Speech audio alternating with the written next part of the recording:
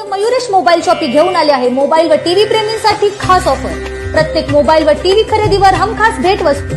कोण म्हणतं 1 रुपयामध्ये काही मिळत नाही? आता मोबाईल आणि टीव्ही घ्या फक्त 1 रुपयामध्ये। आमच्याकडे Apple, Samsung, Vivo, Oppo, OnePlus तसेच सर्व नामांकित ब्रँडचे सर्व मॉडेल्स उपलब्ध।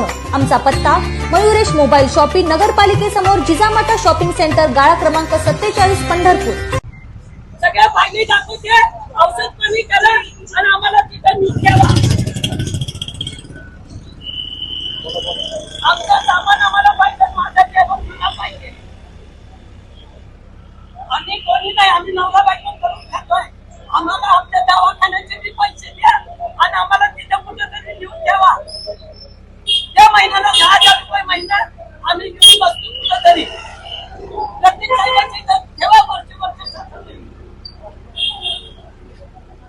हे काय लावले भाई, पाय भीक मागून दे ना, पाय मागून दे ना। काय कारण आहे ते आमच्या पुढे यायचं? 50 येईल तेवढे दिला आम्हाला, झालं आमच्या अंगावर। काय नाही कधी तरी करायचं ते। आज मी आता काय ठेवलेलं का? माझ्या डोळ्यावर चालेल तिला पाहिजे, माझ्या बांगला पाहिजे नाही म्हणजे काही कधीतरी बोलायचंच आहे ना। तुला अतिक्रमणचा फोन दिले म्हणून तुला कितीतरी होईल साहेबा लोकांची। मारणाऱ्या माणसाला मारलं म्हणून अतिक्रमणवाल्या साहेबांची फोटो बघले, त्यांचं तरी समाधान होईल ना। त्यांच्या घरात म्हातारा कोटारा कोण नसल।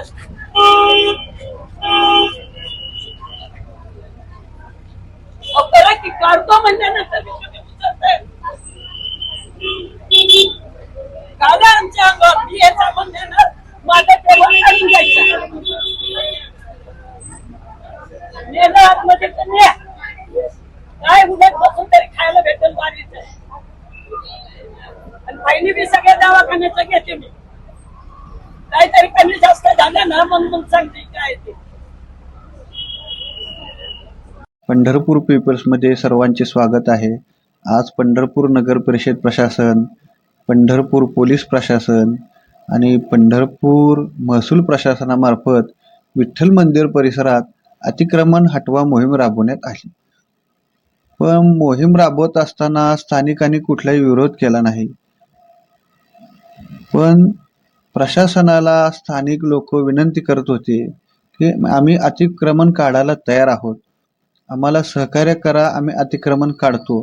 पण प्रशासनाचा बुलडोजर हा स्थानिक गरीब व्यापाऱ्यांच्या रोजगारावर हा पडला। मूळतः पंढरपूरची संस्कृती जर बघितली तर पंढरपूर हे यात्रेवर जगणारं गाव आहे। जर मूळ यात्रेमध्ये जर स्थानिकाला व्यवसाय करायला जर मिळत नसेल, प्रशासनाचा हातोडा जर असा स्थानिकाच्या रोजगारावर पडत असेल तर स्थानिकांनी जायचं कोणाकडं? दुसरीकडे मंदिर परिसरात परप्रांतीय जे लोक आहेत ते खुलेआम व्यवसाय करत आहेत, त्यांच्यावर कारवाई कोण करणार? नेमकं त्या लोकांना पाठीशी कोण घालतंय? हेच प्रशासन त्या लोकांना रोजगार करण्यासाठी परवानगी देतंय का आणि स्थानिकावर अन्याय करतंय का, असा प्रश्न आता स्थानिक पंढरपूरकरांना पडत आहे। जे नेते ह्या पंढरपूरकरांच्या मतावर निवडून आलेले आहेत, आज ते तमाम नेते मूग गिळून गप्प आहेत व सामान्य पंढरपूरकरांना वाऱ्यावर सोडत आहेत। पंढरपूरकरांना साधा सुद्धा व्यवसाय करण्याचा अधिकार नाही का या पंढरपूरमध्ये? ह्या प्रश्नाची उत्तरं आता जनतेच्या मतावर निवडून आलेल्या प्रत्येक नेत्याला द्यावं लागतील। यावेळी आमच्या प्रतिनिधींनी ज्या भागात कारवाई झाली आहे अतिक्रमणाची, त्या भागातील नागरिकांशी संवाद साधला आहे। नेमके ते नागरिक काय म्हणतायत आपण जाणून घेऊयात। ही भावे महाराजाची लाईन आहे कट्ट्याची, ती मालकी हक्काची गटाराची कट्टा आहे। तरी बी तुम्ही आमच्या कट्ट्यावर लावलेले गाड्या नेले। आज आमचे गाड्या 10-10 हजाराचे आहे, ते नेऊन तुम्ही चुरा केला। मी म्हणते बाई माणूस असून मी टेबल उचलते, मी माझा नवरा दोघं आम्ही कमवून खातो काय, तरी बी तुम्ही मी उचलून ठेवते, मी मांडत नाही म्हणलं तरी बी उचला रे माझ्या संग झटे घेऊन टेबल माझा नेऊन टाकला. माझे 10,000चे 2 गाड्याचं नुकसान केलं. मग आता याला जबाबदार कोण आहे? आमचं औषध पाणी, आमचं खाणं पिणं हे त्याच्यावर आहे आमच्या मालकाचं आणि माझं.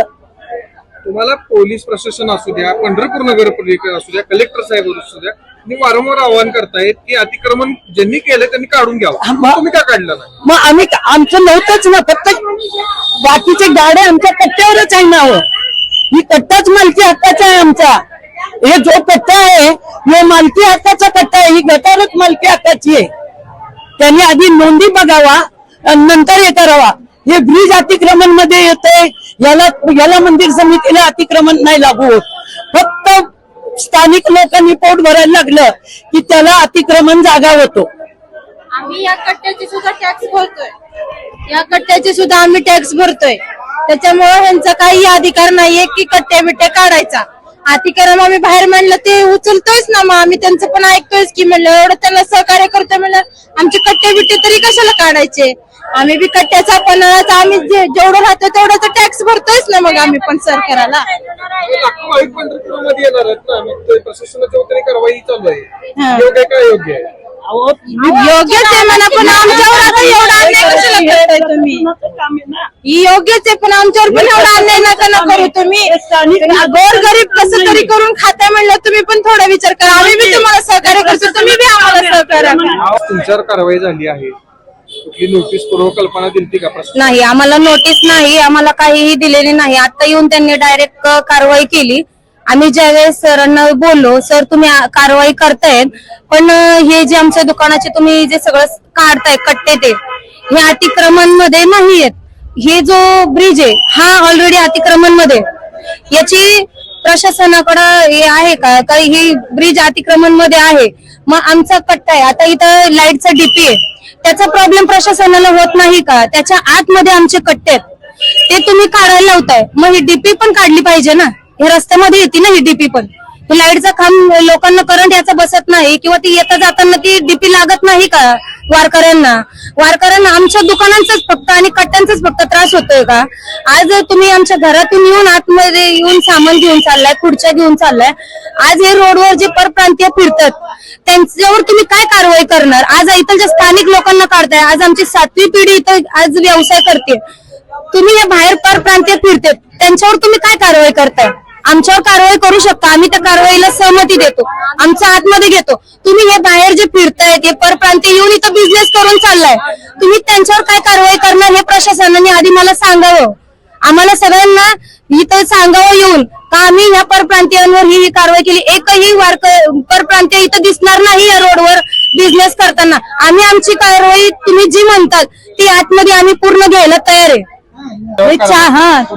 सामान सगळं गेलंय, सगळं सामान गेलंय. काय तुम्ही अतिक्रमण करणं अतिक्रमण आम्ही ऐकतो. भाविक पंढरपुरामध्ये येतात. अतिक्रमण कसं आहे, आता आमचं जीवन उपभोग करायचं सगळं सामान त्याच्यावरतीच आहे. 4 दिवस कमवायचे आम्हाला. मागं आमच्या पुढे दुकानदारी असते तर आम्ही कशावर बाहेर बसलो असतो ना. आणि तुम्ही सांगितलं तर आम्ही घेतो मागं. असं नाही की नाही ऐकत नाही, असं नाहीच आहे. तुम्ही असं तोडफोड केल्यानंतर आम्ही काय करायचं? एक पैसा गोळा करून आम्ही सामान गोळा करतोय. गॅस म्हणा, टाकी म्हणा, 3-3, 4-4 हजार रुपये लागतात एकाला. आमच्याकडे कुणी दिलेलं नाही, आमच्या मागे प्रॉपर्टी नाही कोणाची. मग काय करणार आम्ही त्याला? आणि हे वारीचे 4 दिवस कमवायचे आहेत आम्हाला. एरी वारी तर त्यांनी काय म्हणत नाही, आम्ही पण त्याला काय ऑब्जेक्शन घेत नाही, त्यांचं सहकार्य करतो. पण आता वारीच्या वेळेस असं केलं तर आम्ही कसं करायचं? हे लाखो भाविक ह्या दर्शन राहिलेत ना, पण तुम्ही इथंच अतिक्रमण करता. नाही तसं नाही. भाविक आहेत ते बरोबर आहे, पण त्या भाविकांचं पण काय म्हणतात लोक आम्हाला की जेवायला पाहिजे. नुसतं दर्शन घेऊन त्यांचं पोट भरत नाही आणि हॉटेल त्यांना परवडत नाही.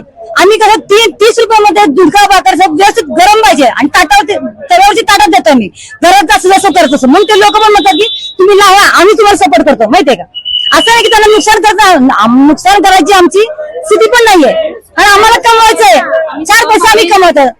आणि स्वतः आम्ही आमच्या मागे पुढे कोण नाही, आम्ही स्वतः बाई मी एकटी मी स्वतः कमवते. मग आता हा धंदा आम्ही करू शकतो, करू शकतो काय तर नाही करू शकत. त्यांचं प्रशासनाच्या वतीने आवाहन करण्यात आलं होतं की अतिक्रमण ज्यांनी केलं त्यांनी काढलं. हो, सगळंच काढलं तुम्ही. थोडं काढलं आम्ही, असं नाही सगळं जोडवून मांडलं नाही. असं नाही. आता माझ्या सगळ्याच गावाबरोबर ते काय म्हणतात किराया तसं होतंय. तसं नाही पाहिजे ना. ज्यांनी जास्त केलं त्यांचं काढा, तुम्ही सांगा त्यांना थोडं काढा. ज्यांच्या 4 खुर्च्यावर, मी 4 खुर्च्यावर धंदा करते, मग माझं सगळं काढलं मी धंदा कसं करणार आणि खाणार काय? पण स्वयंपाक देणार आहे मला तर खायला देणार तुम्ही नाहीच ना. आमची लहान पोरं आम्ही कोणी बघायचं, कोणाकडे बघायचं. हे 4 दिवस कमवायचं असत. हे ब्रिज आहे पुढे, हे सामान आहे, गाड्या लावतात पुढे, त्यांचं अतिक्रमण नाही येत. फक्त आम्ही स्वयंपाक करतो आणि त्याचं अतिक्रमण आहे. आता तुम्ही म्हणलं गॅस लावू नका, गॅस बंद केला. चुली लावा म्हणले, चुली आम्ही एक चुली लावली, बाकी तुम्ही लावणार. मग त्याला आम्ही काय प्रश्न आहे ते सांगा आता. काय पण एवढंच केलं सहकार्य करा, आम्हाला कमायला पाहिजे ना. हे 4 दिवस कमवायचे आम्हाला. काय बाकीचं आहे की एरवारी नाही म्हणलं तर आम्ही सरकून लावतोय, बोलतात ते घेऊन जातात, काही प्रश्न नाही. पण आता हे 4 दिवस कमवायचे आम्हाला, कमवून द्या, सहकार्य करा, एवढं नम्र विनंती.